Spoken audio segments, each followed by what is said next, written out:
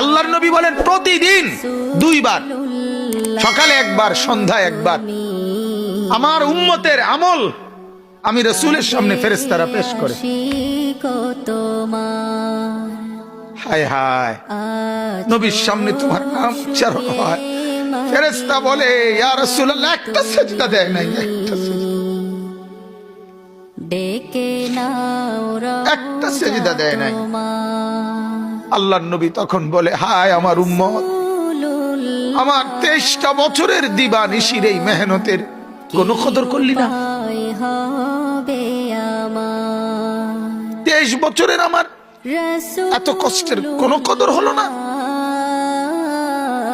হাসরের ময়দানে নবী, দোস্ত শুনেন, হাসরের ময়দানে আল্লাহর নবী তার পিঠ দেখাবে, পিঠ, নবী তার পিঠ দেখাবে, পিঠ দেখায়া বলবে উম্মত দেখ আমার পিঠ চালনির মতো ছিদ্র ছিদ্র করে ফেলছি। তায়েফের বাচ্চারা যখন আমার পাথর মারছে, ওই পাথরের আঘাত সইতে গিয়ে সেদিন দেখবেন, সেদিন বুঝবা যুবক, নওজোয়ান, তোমাদের জন্য কাঁদার কেউ নাই, তোমাদের জন্য ভাবার কেউ নাই। মা বাপ ছেড়ে দিছে তোমারে, যা বাবা নষ্ট হয়ে যা। আহা, মোবাইলের হাতে ছেড়ে দিছে তোমারে, নষ্ট বন্ধুদের হাতে ছেড়ে দিছে তোমারে, যা বাবা ফেডের বুক লাগলে ভাত খাইয়ে যাইস, বাকি টাইম নষ্ট হয়ে যায়। অভিভাবক ছেড়ে দিছে সন্তান,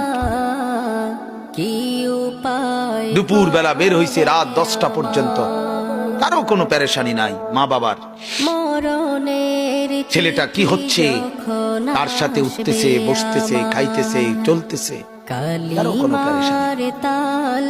এভাবে জিন্দেগি চলে না বাজার, এভাবে জিন্দেগি চলে না। এজন্য আল্লাহ তাআলা প্রতিদিন ডাকে আমার বান্দা আমি কি অপরাধ করেছি।